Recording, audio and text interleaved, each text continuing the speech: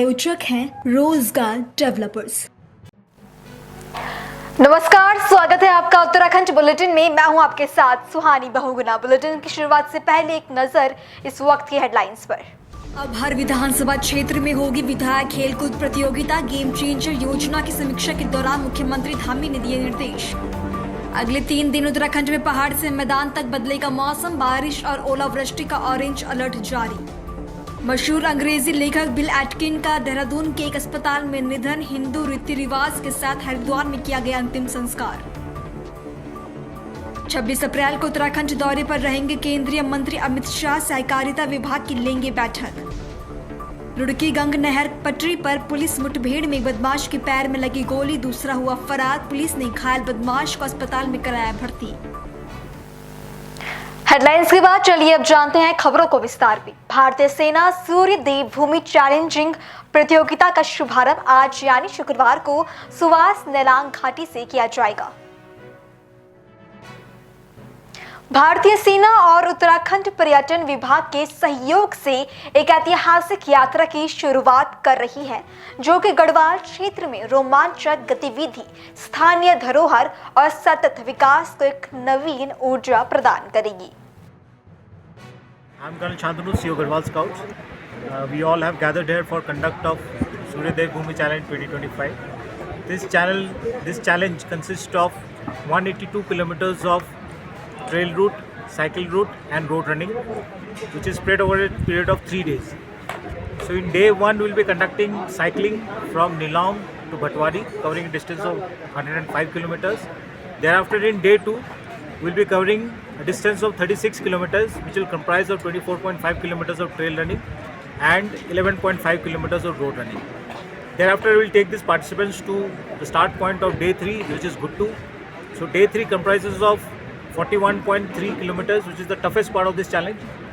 This consists of 33.7 kilometers of trail running and 6.6 kilometers of road running.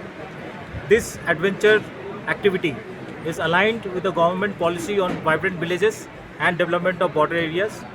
So the idea behind conducting this event is not only to inculcate this spirit of adventure, but also to promote economic opportunities, development of these areas, and which invariably will promote reverse migration. Today we have this expo, which is the 17th of April.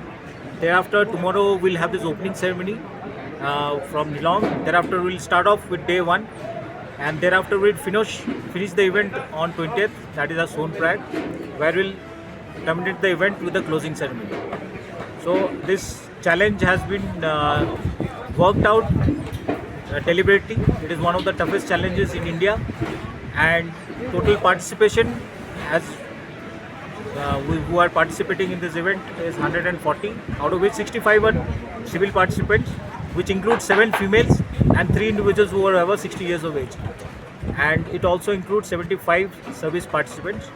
The challenge is unique, and due to the terrain and the kind of activities that have been covered, so I wish all the best for all the participants undertaking this challenge. Wish you good luck. Jai Hind. ताकि और tourist आएँ और इधर के लोगों का रोज़गार और ज़्यादा बढ़े। तो ये बहुत ही चैलेंज वाला कप है, जिसमें फर्स्ट सेकंड थर्ड से कोई मतलब नहीं है। इसमें जो बंदा पूरा करेगा वो एक अपने आप को ही मेडलिस्ट समझेगा। ये बहुत ही हार्ड और टिपिकल है। खुश हैं आप लोग? बिल्कुल बहुत खुश है। मैं इंडियन आर्मी की बहुत ही अच्छी पहल है, जिसमें हम इधर के कल्चर को और बढ़ावा दे रहे हैं। मैं बेसिकली केदारनाथ वैली से हूँ, तो मैं यहाँ पे इंडियन आर्मी की तरफ से आई हूँ। और ये जो रूट है जो इन्होंने जो रखा है, पहले साइकिलिंग रखा है, फिर रोड रन रखा है, फिर क्या कहते हैं ये ट्रेल रन रखा है, ये बहुत ही चैलेंजिंग है। ये ऐसा तो हम नहीं कह सकते कि प्रॉपर हम लोग फर्स्ट आएंगे लास्ट आएंगे, ऐसा कुछ नहीं है, बट हमारा एक वो रहेगा कि हम कंप्लीट करेंगे, हम इसको छोड़ेंगे नहीं। और मैं इसको भी लेके आई हूँ, तो मेरा ये रहेगा कि हम दोनों साथ में करेंगे और घर पे एक अच्छा सा मैसेज जाएगा हमारे घर पे कि हाँ चलो बुआ ने और भतीजी ने पूरा कंप्लीट किया। और ये इंडियन आर्मी ने बहुत ही अच्छा चैलेंज रखा है। मैं तो बहुत ज़्यादा खुश हूँ, और मैं कोशिश करूँगी कि इस साल अभी एक ही को लेके आई, और अगले साल मैं बहुत सारी वुमेंस को, गर्ल्स को लेके आऊँ। क्या नाम आपका? प्रीति नील सर। आप कैसे में क्या करेंगे, क्या कहना चाहिए? मैं ज़्यादा कुछ नहीं, बस इस चैलेंज को कंप्लीट करना ही बहुत बड़ी बात है उस हिसाब से, क्योंकि हम लोग रूट देखते हुए भी आ रहे थे, सारी चीज़ों को नोट करते हुए आ रहे थे। एंड इनका फर्स्ट टाइम है एक्चुअली, तो मेरा फर्स्ट टाइम है। मैं वैसे दूसरे फील्ड की, मैं बैडमिंटन प्लेयर हूँ, तो हाँ मेरे लिए मुश्किल थोड़ा रहेगा, लेकिन कोशिश रहेगी कि मैं चैलेंज कर लेगी ऐसा नहीं है। मतलब कल से शुरू हो रहा है, 18, 19, 20 तक 3 दिन का है। और पहले दिन साइकिलिंग है 103 किलोमीटर, आपने देखा होगा। उसके बाद में ट्रेल रनिंग है, और ट्रेल रनिंग तकरीबन 4,500 फीट से शुरू होके 11,000 12,000 फीट टच करेगी। और टोटल मिला के अगर आप देखें तो तकरीबन ये 130-40 किलोमीटर की है, जो 2 दिन के ऊपर स्प्रेड रहेगी। और इसमें जो एक दिन की कार्रवाई जब ख़त्म होएगी, उसके बाद में शाम को इनका रहना सहना सब फौज संभालेगी। और अगले दिन सुबह फिर ये जो धावक हैं या जो प्रतिनिधि यहाँ पे जो पार्ट ले रहे हैं, पार्टिसिपेंट्स हैं, ये फिर से अगले दिन की चैलेंज के लिए सुबह तैयार हो जाएंगे। और ये 20 तारीख की शाम को ख़त्म होगी। सर टोटल पार्टिसिपेंट्स सर कितने सर? तो अभी आपने देखा है कि हमारे पास एक्चुअली रिक्वायरमेंट और जो रजिस्ट्रेशन और जो लोगों ने इसमें इंटरेस्ट दिखाया वो तो बहुत ज़्यादा था, पर हमें देखना था कि हम उन लोगों को सिलेक्ट करें जो इस प्रतियोगिता में बहुत एक्सपीरियंस के साथ और जो पहले भाग चुके हैं और जो इसको कंप्लीट कर सकें, वो लोग इसमें भाग लें। और इसलिए पहले 1200 लोगों को इनिशियली रजिस्टर किया था, और अभी तकरीबन 140 लोग इसमें भागेंगे, जिसमें 6 महिलाएं हैं, आपने देखा है। और ये लोग कल सवेरे से अपनी जितनी भी इनकी क्षमता है उसका प्रदर्शन सर, करेंगे। सर आपने कहा जैसे कि ये सीमावर्ती गांव हैं, इनको जो प्लान कर चुके हैं उनको वापस लाने की जो है, ये सेना की सर गवर्नमेंट की, जैसे गवर्नमेंट की वाइब्रेंट आपको पता है वाइब्रेंट विलेज प्रोग्राम के बारे में? जी। और जैसे आपको पता है कि फौज देश निर्माण में, मैंने पहले भी बताया है, पूरा सहयोग दे रही है। तो यही रिवर्स माइग्रेशन, एडवेंचर टूरिज्म, ये सब एक हमारी जो देश निर्माण की तरफ जो कमिटमेंट है फौज की, उसी को पूरा करने का एक कार्रवाई है। और हम चाहते हैं कि लोग वापस आएँ, और इसके लिए और बहुत परियोजनाएं हो रही हैं। जैसे कि गांव में जो यहाँ के समुदाय के लोग हैं उनके लिए होम स्टे बनाना, उनके लिए एडवेंचर एक्टिविटीज़ का प्रायोजन करना, रॉक क्लाइंबिंग सिखाना, जैसे लोग अपने लिए एम्प्लॉयमेंट ढूंढ सकें और यहाँ पे टूरिज़्म में ही और अपनी आर्थिक जो उनकी सहायता कर सकती है फौज, उसमें एक बड़ा भागीदार बन सके। सर ये इसमें एक चीज़ यानी जैसे यहाँ की जो बुनियादी चीज़ें हैं, जैसे हम शिक्षा कहेंगे, सेंटर स्कूल नहीं है, स्वास्थ्य सेवाएं जो जिसके चक्कर से लोग जो है यहाँ से अप्लाई कर रहे हैं, क्या इस तरह की कोई? तो आप जानते हैं कि फ़ौज यहाँ पर हर साल, इनफैक्ट पिछले 2-3 साल से हम यहाँ पे मेडिकल कैंप करते हैं गांव के लिए। और गांव दूर दूर जाके जो एकदम सीमावर्ती क्षेत्रों में गांव हैं, उधर जाके लोगों को दवाइयाँ, उनका जो स्वास्थ्य है उसको चेक करते हैं। साथ में हमने अभी क्या किया है कि हमारे ऑप सद्भावना के नीचे हमने यहाँ पर आगे जाके लोगों के लिए गांव में एक तो शुरू किया है, उनके लिए पानी पीने की सुविधा, बिजली की सुविधा, उनके रहने के लिए शेड, प्लस उनकी जो एनिमल हस्बेंड्री है, जो जानवर हैं उनके लिए वेटरनरी कैंप स्थापित करना। तो ये सब हो रहा है और इसी में हमारा पूरा जोर है और योगदान भी रहेगा।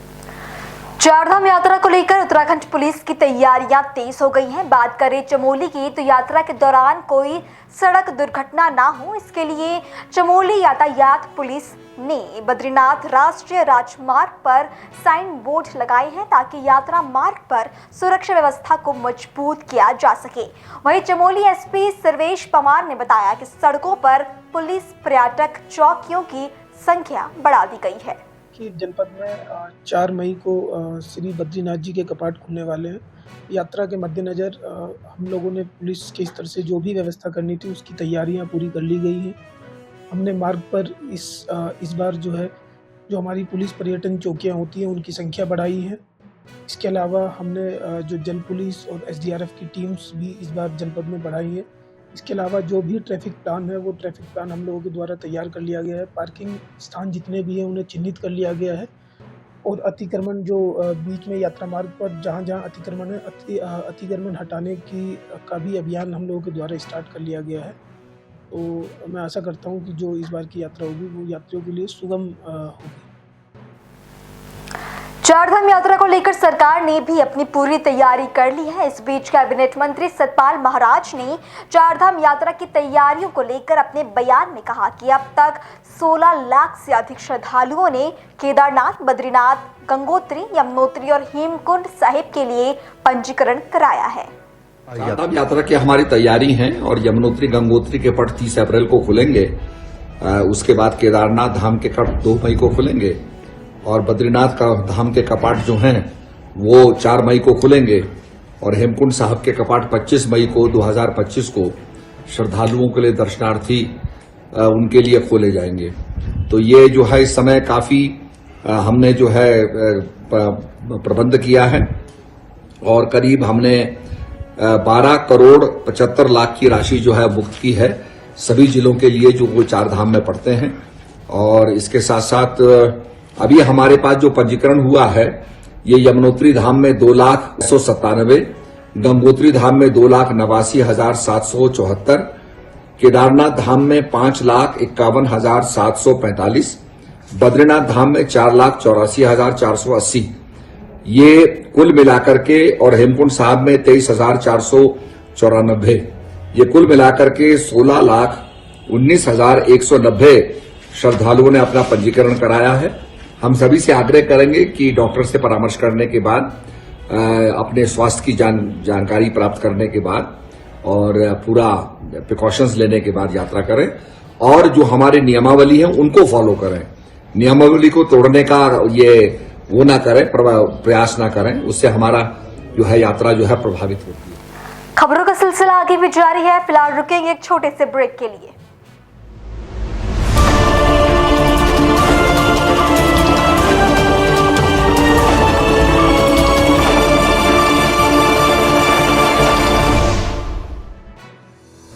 रोजगार डेवलपर्स, a unit of रोजगार डेवलपर्स एंड प्राइवेट लिमिटेड। घर वहीं जहां हो आपका भरोसा। पिछले 15 सालों से आपके सपनों का घर हमारी प्रतिबद्धता। रोजगार डेवलपर्स का पता है शिमला बाईपास रोड, गणेशपुर, देहरादून। रोजगार डेवलपर्स से संपर्क करने के लिए अभी डायल कीजिए 9897054026 पर या 8433207910 पर।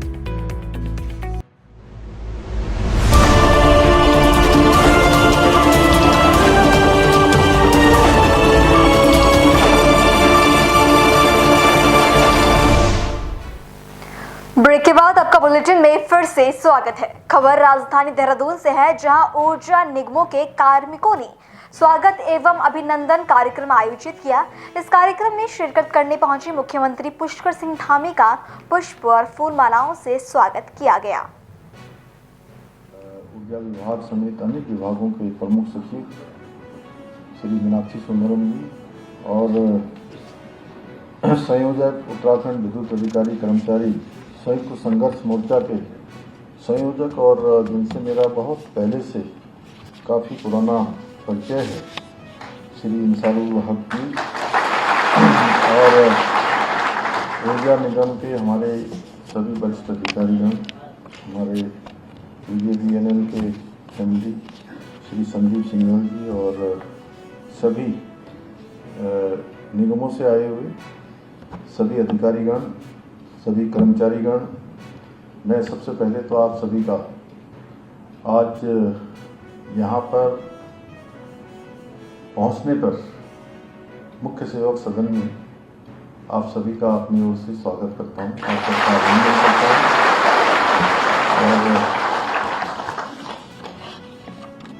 और आज आप सब लोगों ने जो हमारी सरकार द्वारा ऊर्जा निगम के कार्मिकों की विभिन्न समस्याएं जिनका समाधान हुआ है, उनका समाधान होने पर आप सब ने मेरा जो अभिनंदन किया है, इसके लिए मैं आप सबका आभार व्यक्त करता हूं और आप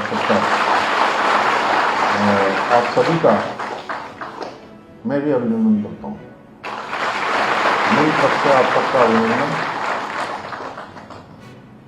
परंतु यदि मैं हृदय से कहूं तो इस अभिनंदन का हकदार अकेला मैं नहीं हूं, बल्कि उत्तराखंड प्रदेश की 1.25 करोड़ जनता इस अभिनंदन की हकदार है, क्योंकि उन्होंने ही हमें इतनी शक्ति दी है कि हम अपने कार्मिकों की भलाई के लिए काम कर सकें, उसके बारे में निर्णय ले सकें, सकारात्मक चीज़ों को आगे बढ़ा सकें। भाइयों बहनों, आज के इस आधुनिक युग में ऊर्जा के बिना कुछ भी नहीं चल सकता। ऊर्जा नहीं है तो कुछ नहीं है, चाहे तारों में बहने वाली ऊर्जा हो या मनुष्य के जीवन में बहने वाली ऊर्जा हो। जैसे अभी यहाँ से ये बिजली चली जाए तो सब कुछ ठप हो जाएगा कि नहीं होगा?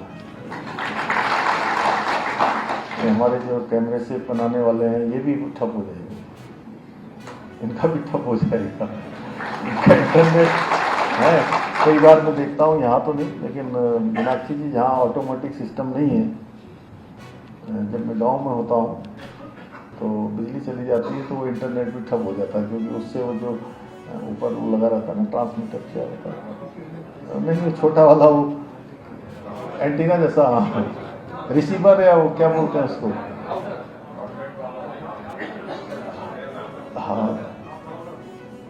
तो वो बंद हो जाता है, तो मोबाइल नेटवर्क भी बंद हो जाता है और अनेक स्थानों पर फिर वाईफाई नहीं चलता है। तो क्यों मैं सही कह रहा हूँ ना कि बिजली नहीं रहेगी तो कुछ नहीं रहेगा।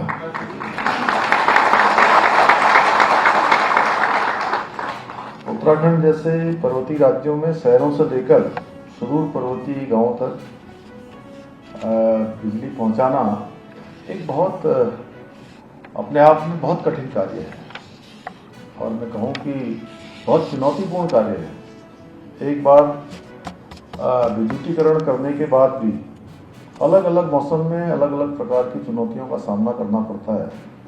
जैसे कल रात में ही एकदम से अचानक तूफान आ गया, कितनी जगह पर बरसात के समय में परेशानी हो जाती है, सिल्ट आ जाती है ऊर्जा हमारे जल विद्युत निगम में, डिस्ट्रीब्यूशन की लाइनें खराब हो जाती हैं, कहीं पावर ट्रिप हो जाती है, बहुत ज़्यादा लोड होने के कारण से ट्रांसमिशन की लाइनें ठप हो जाती हैं।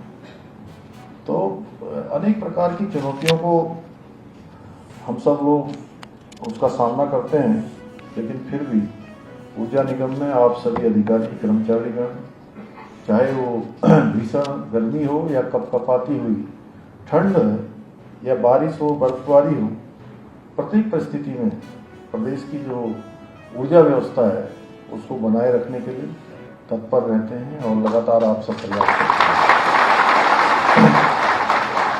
ऐसे में क्योंकि राज्य को आगे बढ़ाने के लिए, राज्य की व्यवस्थाओं को चलाने के लिए आप सबके द्वारा जो लगातार प्रयास किया जाता है, लगातार प्रयत्न किया जाता है, तो हमारा भी दायित्व बनता है कि आप सबकी चिंता करें, आप सबके कल्याण की चिंता करें, क्योंकि ये पूरा हमारा एक परिवार है। प्रदेश की इकाई में हम सब रहते हैं और सबका दायित्व बनता है मिलजुल कर सबके कल्याण के लिए भी काम करें और सब मिलकर राज्य को आगे बढ़ाने के लिए भी काम करें।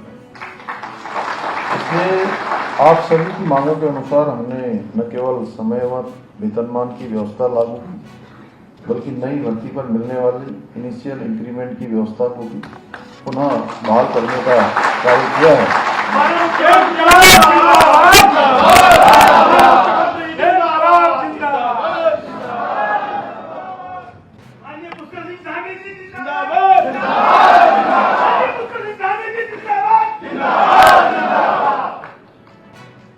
जब हमने ये निर्णय लिए थे तो किसी पत्रकार भाई ने मुझसे पूछा कि सरकार ये बिजली विभाग के कार्मिकों पर इतना ध्यान क्यों दे रही है। स्वाभाविक सा प्रश्न था, तो मैंने उनसे कहा हमारे तीनों निगमों के जो कार्मिक हैं, वो धूप हो, बरसात हो, रात हो, दिन हो, कोई भी चुनौती हो, अपनी चिंता किए बिना उत्तराखंड को रोशन रखने के लिए जो दिन रात मेहनत करते हैं, उस मेहनत का सम्मान है और उस पर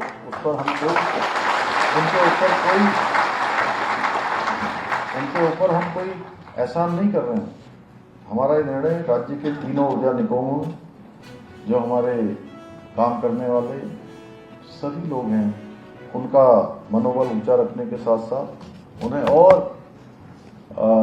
ज़्यादा तेजी से काम करने के लिए आप सब ऊर्जा प्रदान करते हैं। थोड़ी ऊर्जा आप सबको भी उसमें से मिलेगी और लगन और ईमानदारी से अपने दायित्वों को पूरा करने के लिए और आप सब प्रेरित होंगे। भाइयों बहनों, यूजेवीएनएल हमारे राज्य की ऊर्जा का स्रोत है, जो नदियों की धारा से विकास की धारा बनाता है और बिल्कुल वो रीढ़ है जो इस ऊर्जा को सुदूर पर्वतीय गांवों के हर कोने कोने तक पहुंचाता है। और यूपीसीएल विश्वास की वो डोर है जो हर घर, हर गांव, हर उद्योग को अंधेरे से उजाले की ओर ले जाता है। इन तीनों निगमों की एकता ही उत्तराखंड की शक्ति है और आप सभी उस शक्ति के सच्चे प्रतिनिधि हैं जो आज मेरे सामने आज बैठे हुए हैं। आप लोग केवल तार नहीं जोड़ते, केवल बिजली उत्पादन नहीं करते, केवल ट्रांसमिशन नहीं संभालते, बल्कि राज्य के सपनों को भी रोशनी देने का काम करते हैं। आप सभी अपनी ड्यूटी को धर्म मानकर कार्य कर रहे हैं। इसके लिए मैं प्रदेश की जनता की ओर से तीनों निगमों के सभी कार्मिकों को बहुत साधुवाद देता हूँ। कोई संकट न हो, सौम डैम को भी हमारी जो है स्वीकृति प्राप्त हो गई है और वह भी निर्माण की ओर आगे बढ़ गया है। इन सभी योजनाओं पर कार्य कर रहे हैं। वहीं राज्य में अत्याधुनिक GIS यानी गैस इंटीग्रेटेड सब स्टेशन उपकेंद्र की स्थापना भी हम कर रहे हैं। इसके साथ ही प्रदेश में 16 लाख स्मार्ट मीटर लगाकर टेक्नोलॉजी के माध्यम से बिजली विभाग में पारदर्शिता लाने की दिशा में भी कार्य किया जा रहा है। इतना ही नहीं, ADB वित्त पोषित योजना के अंतर्गत देहरादून शहर की बिजली लाइनें भूमिगत की जा रही, इससे शहर और अधिक सुरक्षित और व्यवस्थित होगा और किसी भी मौसम में बिजली की आपूर्ति निर्बाध तरीके से लगातार आपूर्ति होती रहेगी, लगातार लोगों को सेवा मिलती रहेगी। मुझे जानकर प्रसन्नता हुई कि यूपीसीएल द्वारा अत्याधुनिक ऑटोमेटेड डिमांड रिस्पॉन्स सिस्टम का उपयोग भी किया जा रहा है, जिससे ग्रिड से ओवरड्राल की स्थिति पर रियल टाइम पर नियंत्रण पर प्रतिवर्ष करोड़ों रुपए की बचत भी संभव हुई है। भाइयों बहनों, हमारे राज्य के अंदर प्रत्येक वर्ष किसी न किसी रूप में हमें आपदाओं का सामना करना पड़ता है और आपदाओं को लेकर हमने 2023 में जिस समय सिलक्यारा टनल का हमारा रेस्क्यू अभियान चल रहा था, उसी समय विश्व का एक बड़ा आपदा का सम्मेलन हमने देहरादून में आयोजित किया था और देहरादून का एक रिजोल्यूशन उसमें हमने पास किया था। आपदाओं को हम रोक नहीं सकते, लेकिन आपदाओं को हम कम कर सकते हैं। इसलिए हमारे सामने विकास के मामले में एक चुनौती हमेशा है कि हम विकास का कैसा मॉडल राज्य में लाएं। विकास का ऐसा मॉडल लाएं जो इकोलॉजी और इकोनॉमी दोनों में समन्वय बना सके, दोनों में संतुलन बना सके। इसके साथ ही हम ग्रीन एनर्जी के उत्पादन को भी इस दिशा में प्रोत्साहित कर रहे हैं। आज हमारे राज्य में प्रधानमंत्री सूर्य घर मुफ्त बिजली योजना और मुख्यमंत्री सौर स्वरोजगार योजना से एक और जहां स्वच्छ एवं हरित ऊर्जा को बढ़ावा मिल रहा है, वहीं लोगों को रोजगार के अवसर भी मिल रहे हैं। और मैं कल 2 जगह गया था। प्रातःकाल में सिलक्यारा गया था, जहाँ पर सिलक्यारा टनल बड़कोट की तरफ से उसका ब्रेक थ्रू कल पूरा हो गया और ब्रेक थ्रू होने से 4.5 किलोमीटर से बड़ी लंबी टनल है और उस टनल के बनने से 25 किलोमीटर से ज़्यादा दूरी अब केवल और केवल जो 1 घंटे 1.5 घंटे में पूरी होती थी, वो दूरी 4-5 मिनट में पूरी हो गई। यमुनोत्री मार्ग में जाने वाले लोगों के लिए बहुत आसानी हो जाएगी। यमुनोत्री धाम दर्शन करने वालों को भी आसानी होगी, स्थानीय लोगों को भी आसानी होगी और एक अच्छा आवागमन का साधन वहाँ पर उस टनल के चालू हो जाने से हो जाएगा। वहीं पर हमने बाबा भौकनाथ जी का भी संकल्प लिया था कि बाबा भौकनाथ का यहाँ पर हम मंदिर बनाएंगे। उस समय आपदा आई थी जहाँ हमारे प्रधानमंत्री जी के मार्गदर्शन में और उनके सहयोग से हमें हर प्रकार की टेक्नोलॉजी उस समय मिल रही थी। सारे देश भर से सहायता मिल रही थी, लोगों की दुआएं हो रही थी, प्रार्थनाएं हो रही थी। लेकिन बाबा भौकनाथ का जब हमने वहाँ पर मैंने खुद जाकर ये संकल्प लिया कि बाबा आप हमारी रक्षा करिए, हमारे जो 41 श्रमिक भाई अंदर फंसे हैं उनको सुरक्षित बाहर निकाल दीजिए, उनके जीवन को बचा दीजिए, इस संकट से हमको उबार दीजिए और हम यहाँ पर बाबा का एक बड़ा मंदिर बनाएंगे, भव्य मंदिर बनाएंगे। लेकिन अभी हम एक छोटा सा मंदिर यहाँ पर स्थापित कर रहे हैं। तो जो वहाँ के कहीं उनको डंगरिया बोलते हैं इधर की तरफ कुमाऊं क्षेत्र में, और यहाँ माली बोलते हैं, जानते हैं ना माली, जिनके ऊपर देवता आ जाता है, सभी जानते होंगे। सरोज भी आप जानते हैं, आप तो यहीं के हो गए क्या? आप तो वो माली जी आए और उन्होंने जो है वहाँ मंदिर स्थापित किया छोटा सा। आप लोगों को फोटो दिखाई देता होगा जहाँ से इधर से टनल जहाँ से शुरू होती है उसके बाएं हाथ में। तो कल वहाँ पर बड़ा भव्य मंदिर बन गया। बाबा की कृपा ऐसी हुई कि उस समय जैसे हमने 2 दिन पहले मंदिर स्थापित किया, तीसरे दिन सारे हमारे श्रमिक जो अंदर थे वो सारे सकुशल बाहर निकले। कल हमारा वो संकल्प पूरा हुआ। और दूसरा, कल का दिन और महत्वपूर्ण था कि हमारा देवप्रयाग से जनासू तक 14.5 किलोमीटर यानी 14.5 किलोमीटर, और मैं समझता हूँ कि रेल लाइन में सबसे बड़ी टनल थी वो हमारी यहाँ की। 125 किलोमीटर जो रेल लाइन ऋषिकेश कर्णप्रयाग बन रही है, उसमें 35 छोटे बड़े पुल बन रहे हैं, 35 बड़े पुल, 17 सुरंगें बन रही हैं, 12 रेलवे स्टेशन बन रहे हैं। तो कल उसका भी ब्रेक थ्रू था। भारत सरकार के रेल मंत्री जी आए थे, तो मैं हेलीकॉप्टर से जा रहा था। जब मैं वहाँ से सिलक्यारा से जनासू की तरफ जा रहा था, तो रास्ते में मेरे साथ श्री अजय टमटा जी भारत सरकार के मंत्री भी थे। तो मैंने उनको कहा, अजय भाई इधर देखो नीचे एक जगह। तो बोले क्या है? मैंने कहा यहाँ सूर्य घर की जो है ये खेती हो रही है। आप लोग जाएंगे ना, कभी ऐसे दिखाई देगा, कभी आपको किसी में जाने का अवसर मिलेगा जब भी, तो आप देखिएगा कि हमारे उत्तराखंड में जगह जगह पर सुंदरम किया आपने और आपकी टीम ने जो प्रयास किया है। फिलहाल बुलेटिन में इतना ही। देश और दुनिया की बाकी तमाम खबरों के लिए आप देखते रहें पल्स 24 न्यूज। नमस्कार। इस प्रोग्राम के प्रायोजक थे रोजगार डेवलपर्स।